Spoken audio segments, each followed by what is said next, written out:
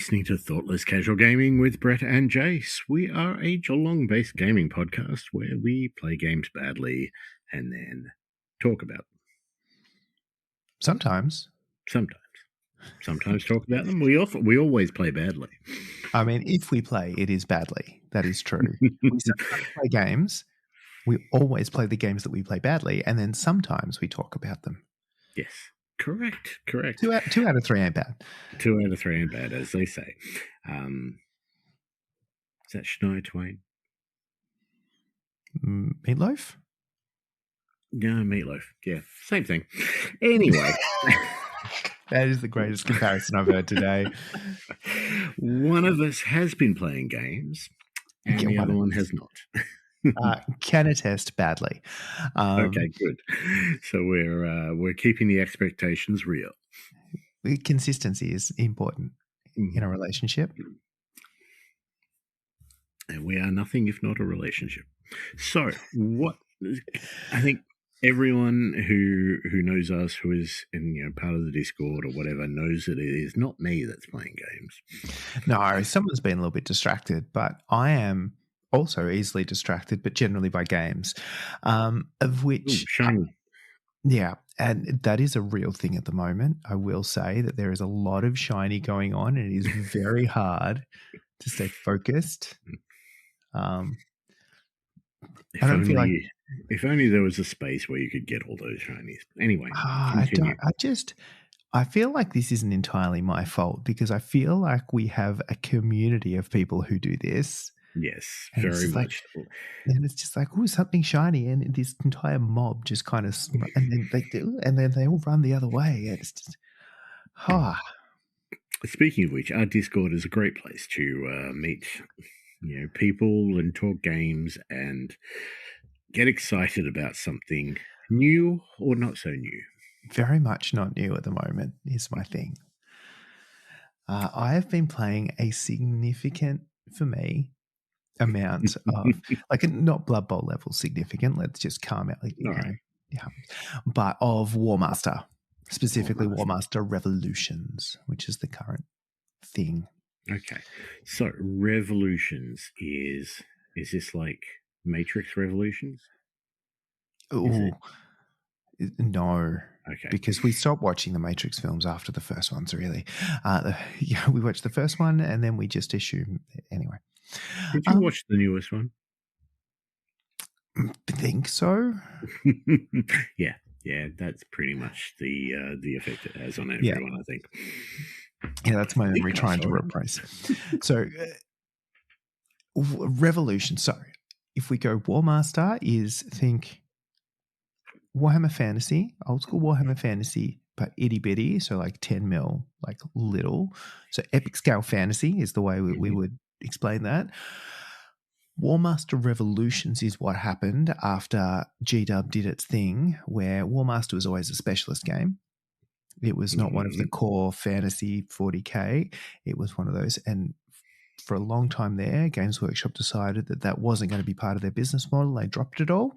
And very similar to Blood Bowl and very similar to Epic and Mordheim and a lot of those, the community went, no, we like this. I think we'll keep it. And they updated the rules and they've continued to expand the armies and do all that kind of thing. Like Blood Bowl, Yeah. There is, similarly to Blood Bowl, there is a committee that votes on rules updates and things every so often long. There is a community now because it's still unsupported. It is not, that hasn't been clawed back. So there is a community rulebook, living rulebook that comes out, and that they update all of the army lists and everything all get updated by this committee. And then it has been community run ever since, which has been a very long time. Yeah, look, a lot of these specialist games that GW have had in their life, a lot of them haven't been around for ages. So, you're talking Mordheim, you're talking Battlefleet Gothic, Epic. Man of War, Epic. Yeah. There's only been a couple ones. Well, I mean, there's only been a couple. Blood Bowl, they clawed back. Necromunda, they decided to suck that back. But beyond that, they really haven't. No, and it seems unlikely that they're going to do much clawing back. I mean, everybody got all excited when there was rumors of Epic coming back, but then that just turned into, Horus Heresy, Yeah, the Space Marine on Space Marine. imperialists, whatnot, Yeah. which again just got bastardized by the community and turned into the game they actually wanted. Excellent. So, I've still got my Epic Chaos models. Like, one day I should get around to painting them, but I mean, I would love that game to come back. yeah. So apparently, that again, dangerously, that is also a thing because the community never went away. Mm-hmm.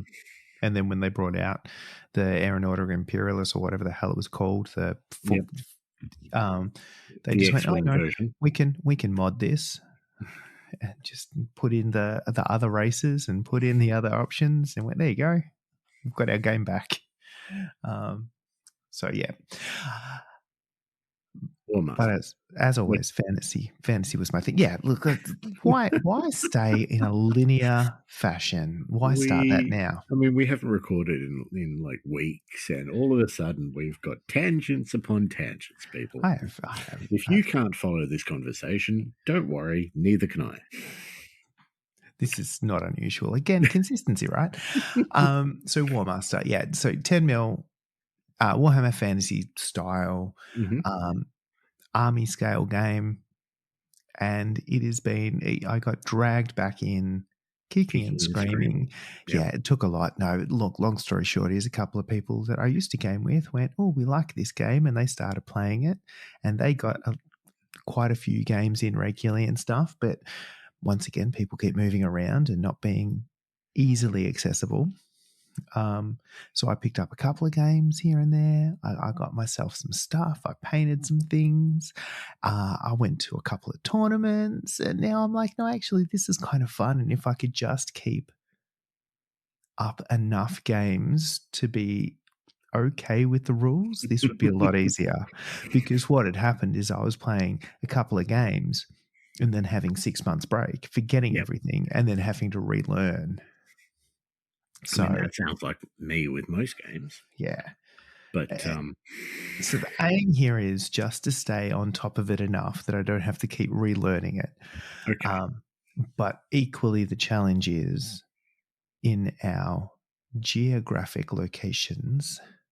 I am also the person terrifyingly with the most amount of knowledge of the gameplay and ability to play regularly. There's a couple other people kicking around that know how to play a lot better than I do, but they get a lot less games in than I do, which is terrifying again. So So you are the so-called expert. I'm staying one lesson ahead. Well, tonight's going to be easy for you because I'm just going to throw questions at you and you're going to answer them because being said expert, you're going to know all of the answers. Watch this go. So we are talking fantasy. It's basically epic fantasy. So how big do these games get? So standard game, which to be fair, we haven't actually hit locally, is 2,000 points, which is a 6x4 board, like a full scale board, but everything's just a little bit smaller. We've been playing sort of, 1,000, 1,500, 1,750 cart games just to slowly work up to that and make it a little bit easier to get into. But even like you can get away with a 4 foot by 4 foot board for 1,000 points. Anything else, you kind of have to go that little bit bigger. But what makes it tricky is, so a unit generally is made up of 3 little stands of models, and a stand is your base. Your base is 20 by 40 centimeters. Weirdly, this entire game uses centimeters. It always has. I don't understand it, but here we are. But that's the right way. Correct, but I'm so used to doing it the wrong way that the right way feels wrong. So you've got these little 20 by 40 centimeter bases, and that's that's one stand. It's usually got 10 little dudes standing on it. And a unit is 3 of those. Okay. Yep. All right. So a unit ends up being 30 little dudes on 3 bases. And so you sort of go into, things I should have prepped in advance, but how many units and stuff like that. But you might have 10 units in a 1,000-point army, as an example. Okay. Yep. A couple of So heroes, off you go. how does that compare to, say, Warhammer Fantasy? Like, is 2,000 points of Warhamster? I'll keep thinking of it as Warhamster because it's too close. But is Warmaster 2,000 points of that? Is that the equivalent of 2,000 points of fantasy, or is it Look, pretty close, like, to be fair, in that you've got a bunch of units, a couple of toys, some characters as your kind of general build. So it is, that kind of thing that you'll see 1 or 2 giants max in a 2,000-point orc army. Yep. And it varies pretty hard between, the ogres as an example versus your goblin horde. But it looks similarly scaled, just little. Yep. Okay. Same amount of models, but little. Gotcha. There are all my questions, right? We're done? I can pretend like I'm...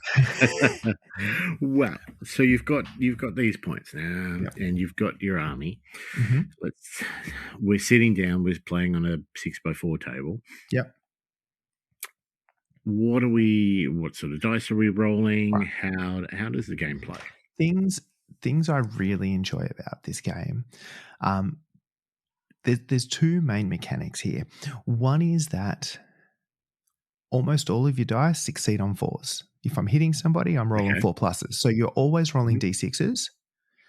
Yep. And generally, it's a 4 to succeed if you're attacking somebody. They might get a save, they might get stuff, but that's pretty... So all of your infantry moves the same amount of distance. It all moves 20 centimeters. Your cavalry all moves 30 centimeters base. So you've got some real consistency across the whole game. It's not like I can move 3 more inches than you.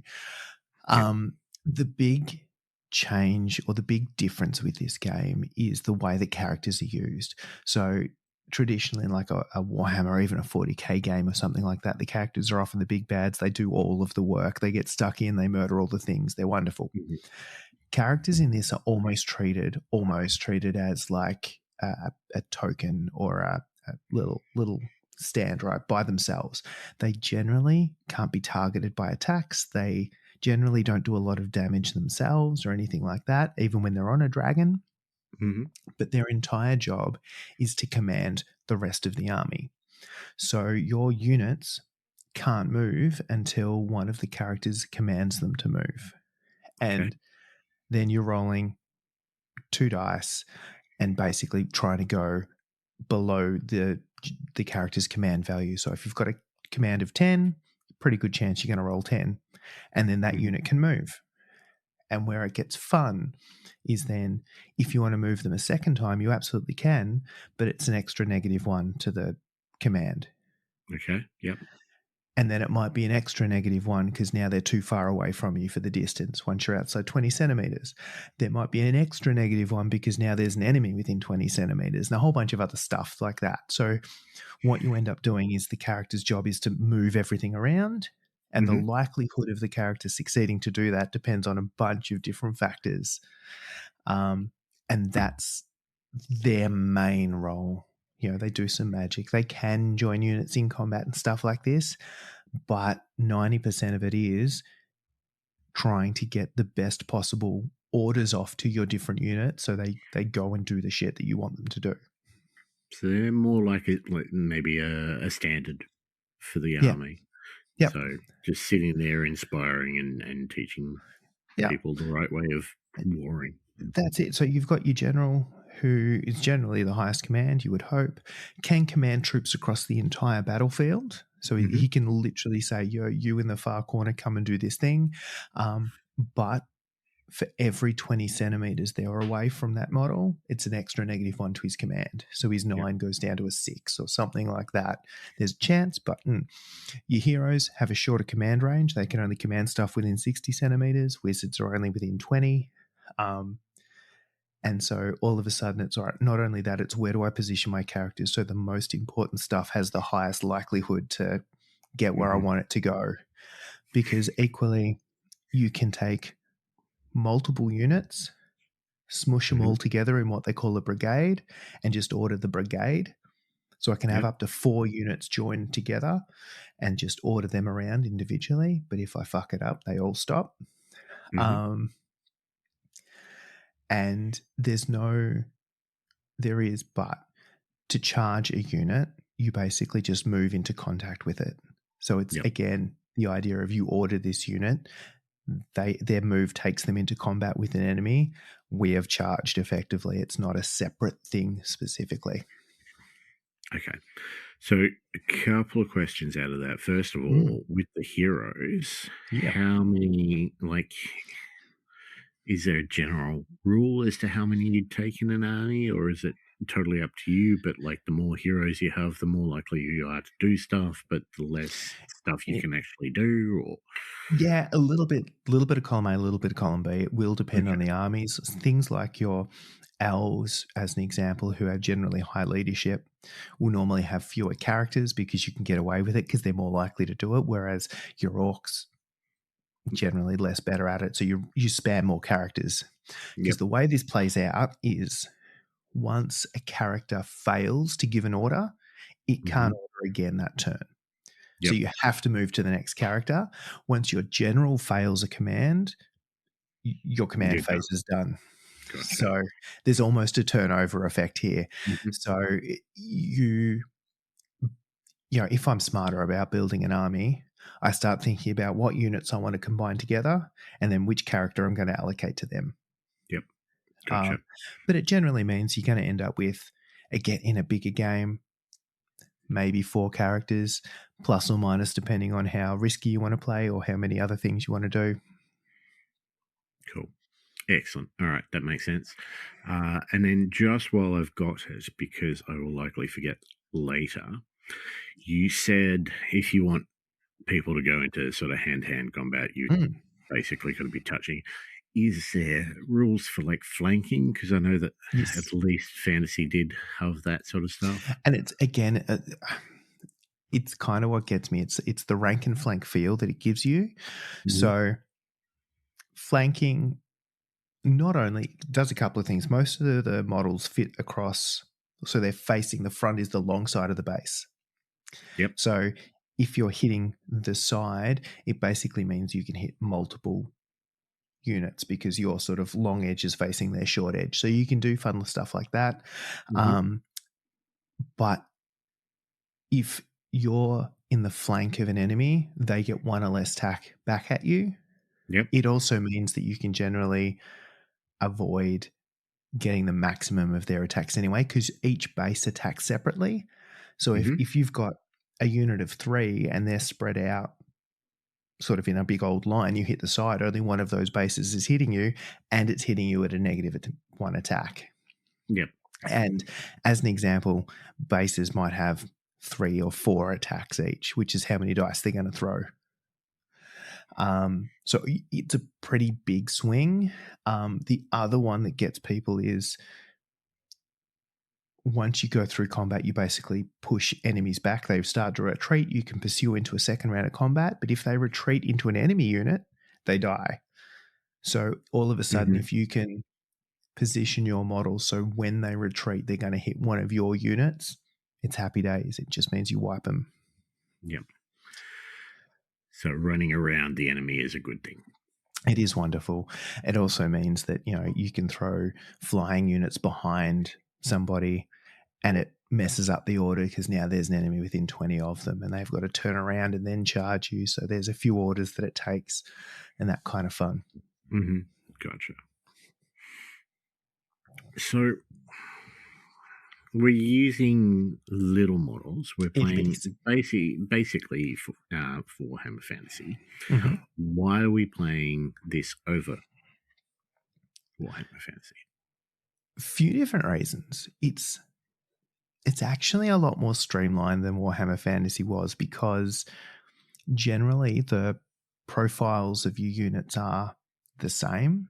Like infantry has a pretty standard basic profile. Heavy cav has a basic profile.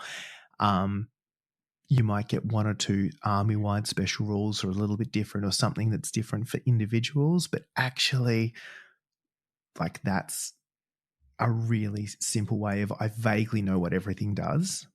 I know how far it moves, I know how much it'll hit, all that kind of jazz. It gets rid of a lot of the big hero hammery type moments because, again, the heroes aren't the heroes in this. Yep. They're so important, but it becomes about positioning stuff on the board. It becomes on when you're going to engage and when you're not going to do it, and that kind of fun. So I think it's a game that really rewards gameplay as well as the list building. Magic and shooting, which are one of those things I found in fantasy that could be a real negative play experiences sometimes if people choose to absolutely go hard and spam the shit out of it. Both of them seem to have a lot less of an impact generally in the game. So shooting, normal, like even a unit of archers will only have a couple of shots per stand max. So you're not doing huge amounts of damage. And the way it plays out when you're taking damage at the end of the phase, so at the end of your shooting phase, any wounds that are sitting on a unit that haven't physically removed a whole stand, so if a stand has 3 wounds as an example, if you've got 2 wounds sitting on them, it just gets discarded at the end of the phase. So you can't just drip feed. You've got to either wipe them or not. So shooting becomes less about wiping things off the face of the planet and more about disrupting people's battle lines and formations, because shooting will also drive back units. So all of a sudden, if I've got a little brigade of 4 units and I shoot the middle one back, they're no longer touching. They have to give multiple orders to this brigade. Yep. So it and Magic again has got, like, everyone's got a shooting spell, but it does 3 shots. It might do something, but it's probably not going to do huge amounts. A lot of them are like an extra attack in a combat or that kind of, there's a few fun kind of really flavory army spells for each one of them, but it's not the purple sun that people have been talking about for however long that just deletes units. So it's real supplementary to the game rather than one of the main things you max out. So it pulls a little bit of that negative play experience out of the way.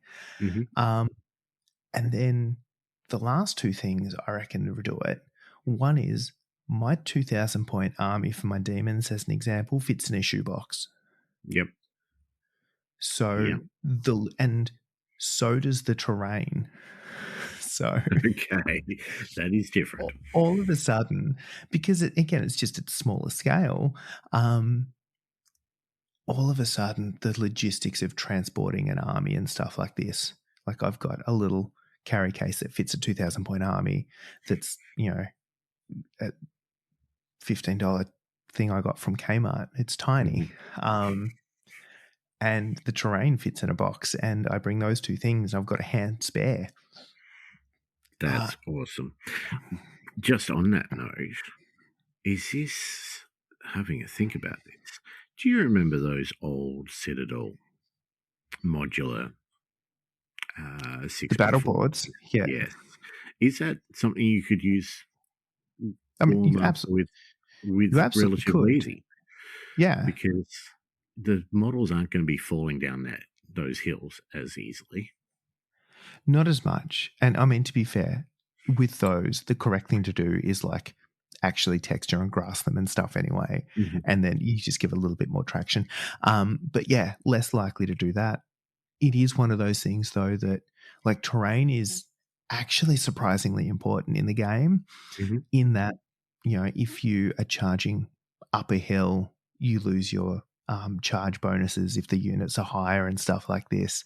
So the only thing I'm not sure about with the battle boards, and that's is like, how do you define what the hill is and what's higher, like, and things like that. But that's me not remembering what the design is.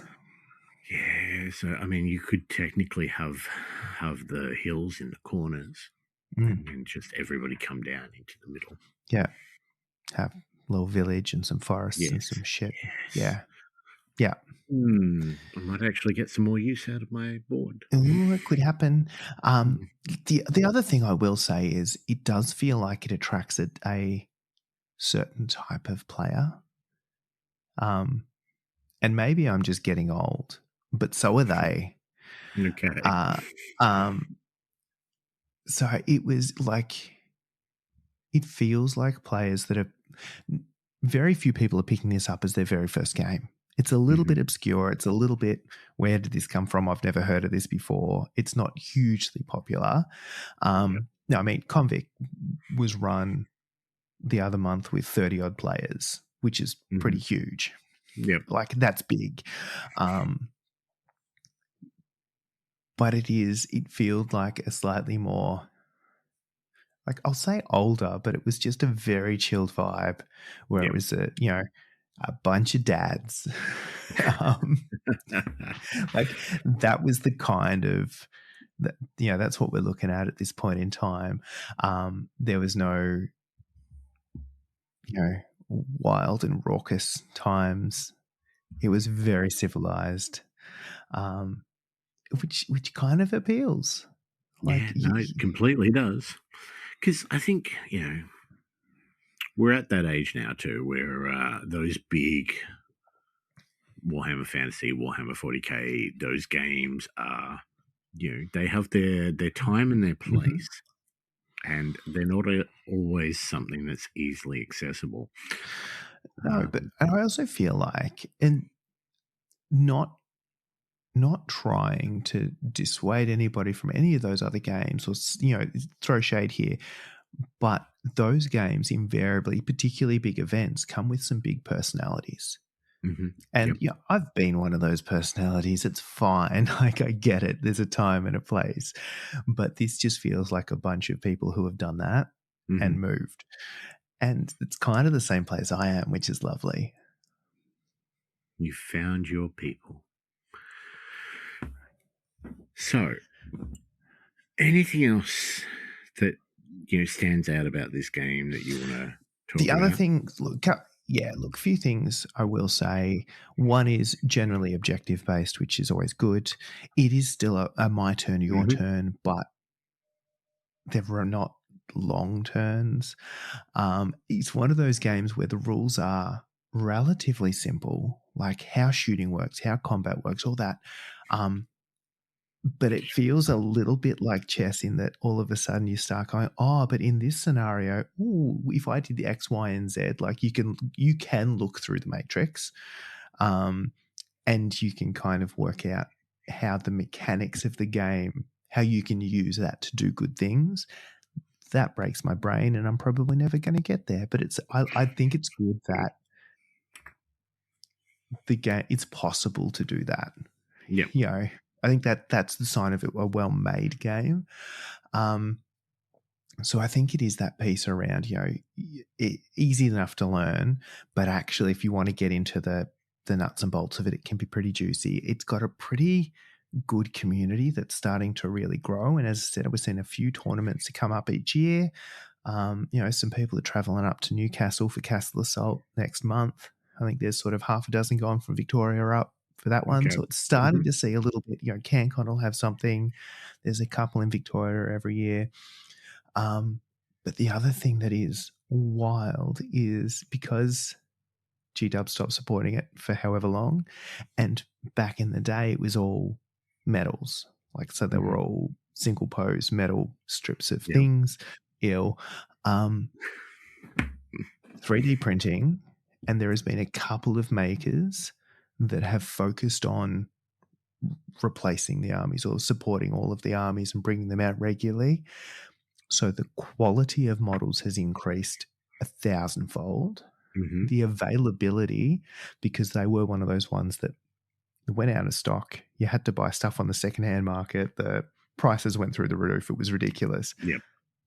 So the cost of an army now, because they're so small, they print really quickly. You can fit most of an army on a single printer. So hmm once you purchase the files or you find someone to do it, like the actual cost of getting into the game It's not heaps. So all of a sudden it becomes very accessible. And painting wise, look, there are two schools of thought on this. 3 colours? Well, yeah, but like on 10 mil particularly, contrast and speed paints do a lot of work. Like they do a significant amount of it. The flip side is you've got, a little strip of, or 2 strips of 5 dudes going on every one of those bases. So it is still a bit of a grind, I found personally, because it was like I'm doing the weapons or the silver on all of these things. Mm-hmm. And I'm really bad at doing a unit at a time. I try to do the whole army at once, and that's a terrible life choice. So it's kind of made for batch painting. It's hugely made for batch painting. It's, as I said, contrast does a world of work. And so it becomes relatively accessible to collect, to paint, and then to have in the cupboard. It doesn't take up a world of space. Excellent. So, on that, how big are the rules? If you were to download this living rule book or whatever they're calling it, if I was to download, how many pages roughly? That's a great question. Let me find. And where would I find it? Well, fortunately, there is. If you just Google Warmaster Revolution, it is wm-revolution.com. The website, so that website has the rules available for PDF download, all of the army lists available, including, very sneakily, including high-res files with crop marks and stuff if you want to print them properly. But if I just do a sneaky, here's the rules, it is a hefty tome. It is 117 pages. Jeez, all right. But that's everything you need. That is the entire thing. And that includes, they've broken it up really well in that they give you the rules, they give you a summary of each page, they give you a whole bunch of different scenarios with images to show, when this thing moves here, this is what happens and stuff like that. So it's not, and it's full color. It's got pictures and stuff as well as stuff for siege, like optional rules for things like sieges and castles and siege equipment, all the different scenarios and stuff in there. So it is a hefty tome. The PDF is wonderful because it's searchable. Gotcha. Yeah, it's a large. It's not one-page rules, but it's no, and it is. It's one of those things. Everything's got their own, like everything moves the same, and the basics are the same no matter what the army. Yeah. Okay. This is it. So the rules go into the stage of, it kind of has to take into account you've got these 4 units and they're smushed together, but these ones want to charge and these ones don't want to charge, and these ones are in this formation, and all those different scenarios that it starts to give you. It's stuff like it has to allow for the fact that cavalry isn't allowed to enter a forest. Turns out running into trees is bad for horses. Who would have thought? So what happens when infantry is fighting cavalry and all this kind of stuff? Yeah. Gotcha. So a lot of scenario based. There's a lot of that, but most of it's relatively logical once you get the real, and it steps you through. Again, old school GW rulebook, it goes, do this, and then do this. And as long as you do it in that order, it makes sense. It's when you try to jump ahead that I get confused, as it turns out. You're probably not the only one. No. But you are easily confused. That's not, As somebody with a printer, how many armies do you have? You said you've got 2,000 points of demons. Yeah. So I've got the demons, the ones that I printed, painted, ran to the last couple of events I went to. The current project sitting on the bench is Ogre Kingdoms, which is printed. I have actually, this is the most burdensome thing about the whole thing, right? Is because they're little models, and generally it's a strip of dudes all stuck to a single base. When you print them, you kind of, instead of doing where you would normally print a model, you'd pull it off its supports, and then you would cure it. Yeah. It doesn't really work. So you end up printing it, washing and curing it, and then have to go through and snip off the individual supports. Okay. That is the biggest pain of the thing. And it's because Gotcha. there's a few supports on every model rather than it's not, because you print them flat on the base and then it's happy days, like flat on the build plate. Yeah. So that is the most irritating thing. It is one of those things that you can do while sitting in a virtual work meeting with your camera off, turns out. Speaking from experience, I'm guessing. But no, not at all. But it is one of those where there are a whole, like, basically all of your Warhammer Fantasy armies available, and all of them have armies available for them that you can print, including some wild ones like Cathay and Nippon and Albion. Okay. Ooh, okay. Yep. Now we're going old school. Yeah. It has that real retro Warhammer feel, which is lovely. All right. So I'm interested. Mm-hmm. Can I play Skaven? That's my main question. Yes. Excellent. Do you have to paint a lot of rats? Yes. I'm guessing, yeah. But it's less than I'd have to paint if I was to play fantasy. Absolutely. Or less fur, anyway. So, yeah, I want bells. I need the bells. He says, double checking, because do I know these things off the top of my head? Nah. But also, there is an app that does your army building for you, which is glorious. Can I put a Gracie on a bell? That'd be wonderful. I should just look up the army list to be easier than doing this. I mean, give me any sort of rats, and I'm generally happy. Look at that, a screaming bell. I can take a maximum of one, but yes, I can.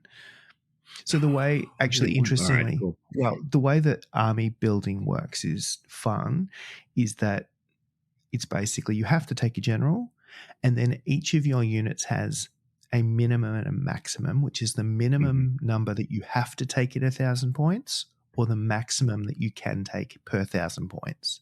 Okay. So, as an example, yeah, if you go 2,000, then it's sort of doubled. So it doubles everything. So, as an example, clan rats in your Skaven list, you have to have 4 units of clan rats for each 1,000 points.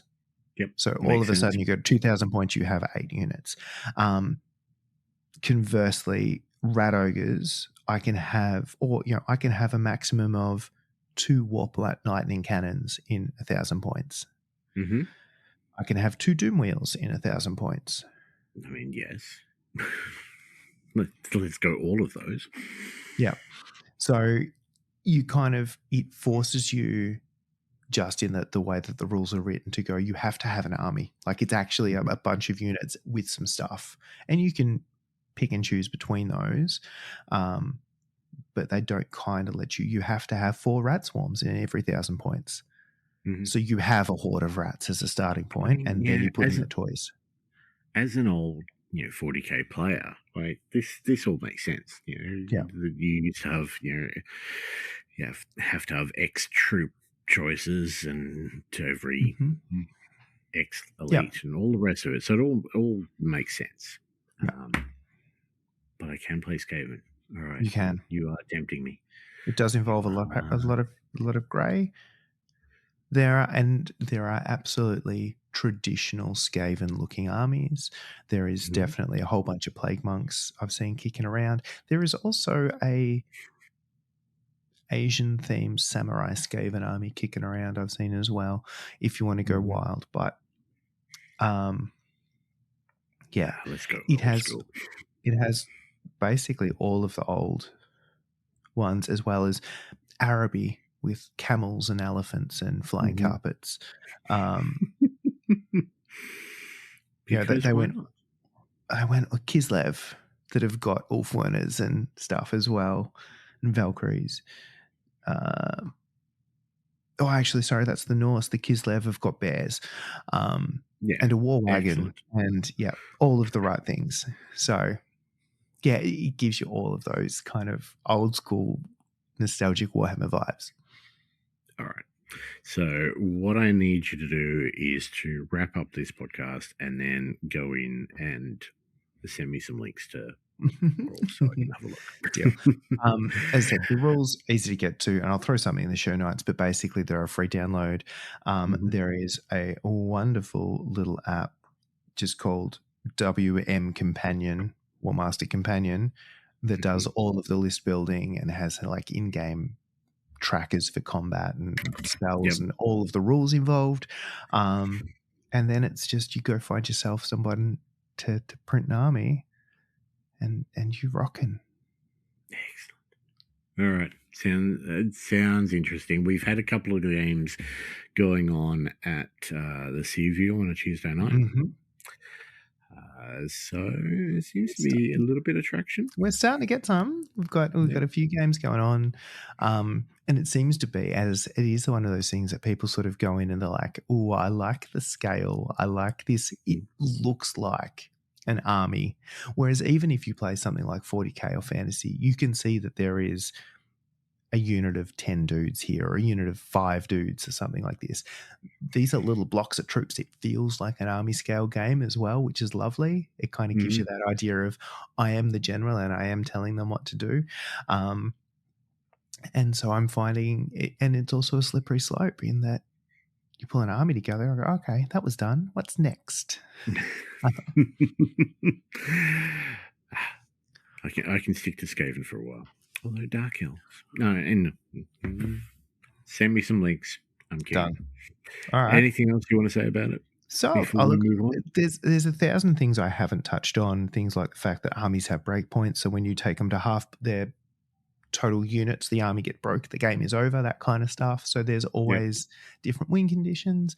But it's probably enough to go, look, the fundamental difference is the characters give orders to the units to tell them what to do. It is an army 10 mil army scale rank and flank kind of game that gives you the old school fantasy vibes. What else do you want? Not much. You carry the damn thing in a shoebox. Challenge accepted. All right. Is it time? It is time.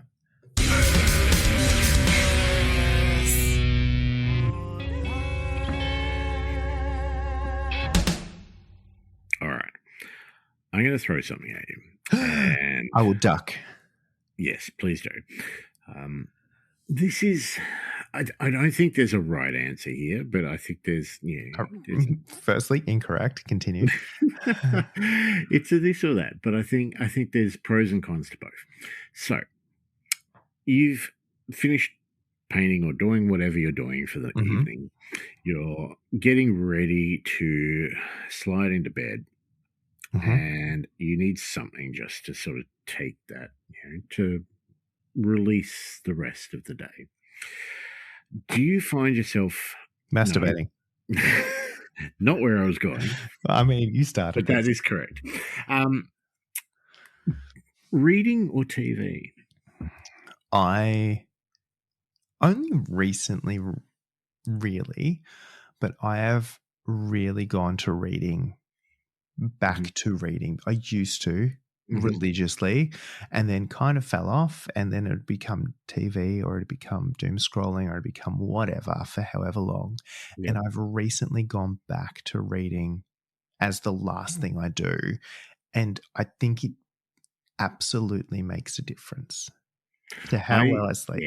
Yeah, I think so too. I mean, I have gone years crawling into bed with the wife and putting something on, and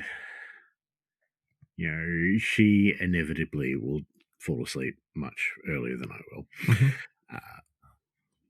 But reading gives me more, and the wife has recently found a love for reading. She's never had it before.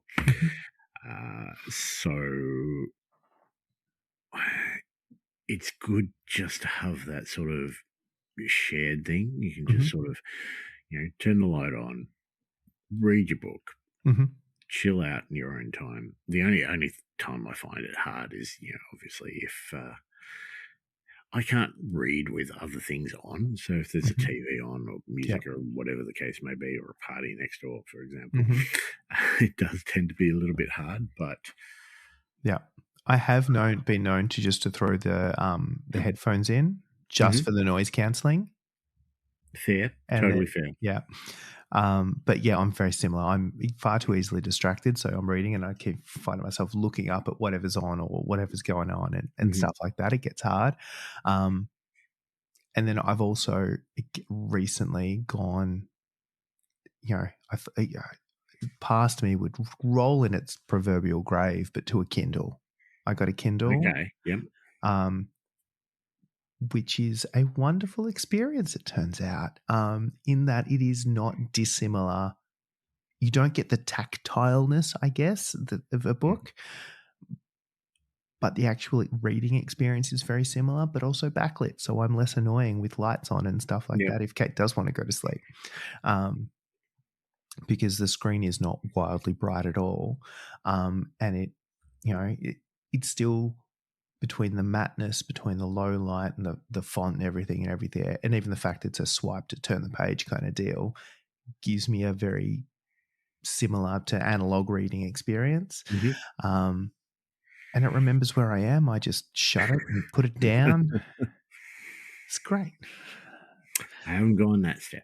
I still like having the physical book. I like it. I'm running out of space. Completely.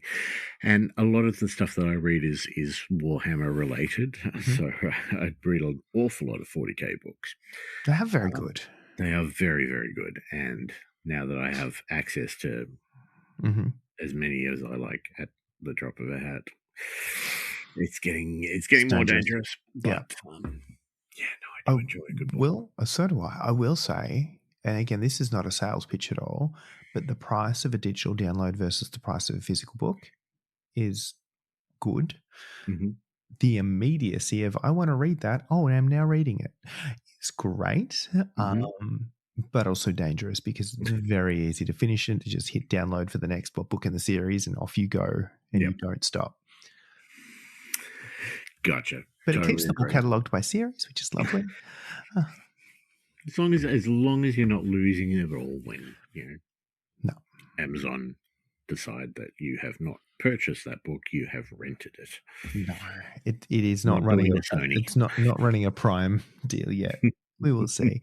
But right now it's doing good. But no, I've genuinely found, as I said, the last thing I do is pick up the Kindle, read a couple of chapters of whatever I'm into at the time.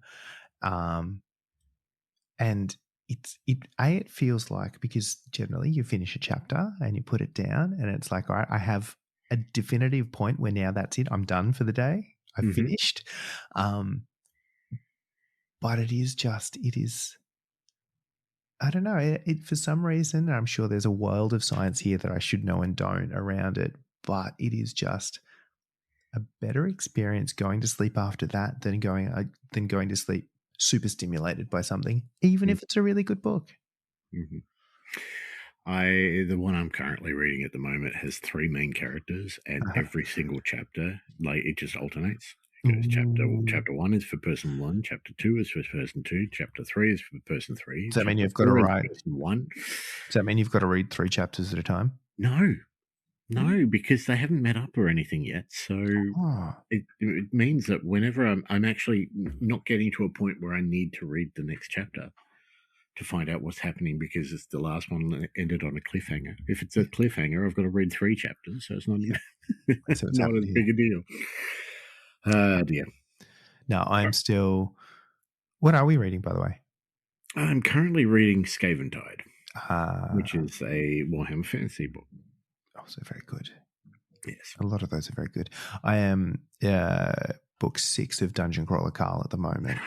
Excellent. I got hooked very quickly, and it's too easy. It's too easy to do. I haven't been that hooked for a series for a long time. It's been lovely. Alice was telling me for so long that I needed to read it. Yeah, she was going on about it for ages. I'm like, I don't know what you're talking about. Yeah. And now there's a TV show coming, and there's all the sorts of Kickstarter for the RPG, and the there's RPG is finished. The RPG will be in stores soon. I've only got the first one. I only own the first one, but I have read all 8.